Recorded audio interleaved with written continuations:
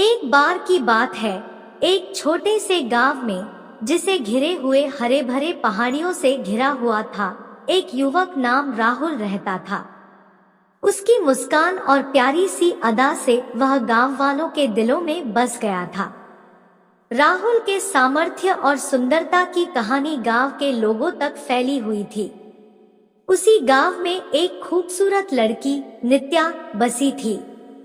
उसकी आंखों में सपनों का सागर था और उसकी मुस्कान जैसे सूरज की किरणें थी।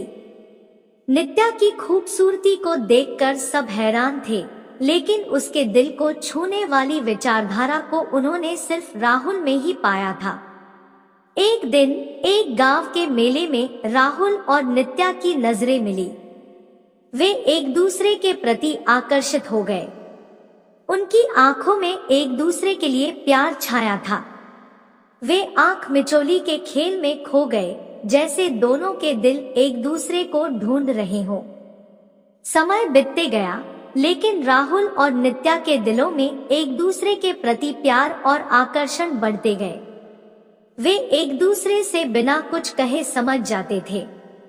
एक दिन उन्होंने अपनी भावनाओं को सामने रखकर एक दूसरे को अपने मन की बातें बयां की।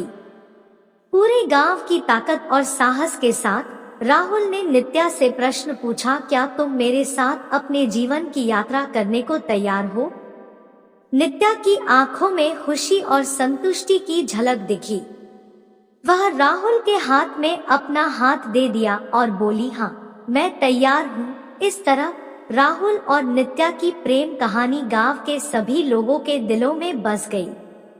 वे एक दूसरे के साथ जीवन के सभी सुख दुख का सामना करते रहे और हमेशा एक दूसरे के साथ हंसते खेलते रहे।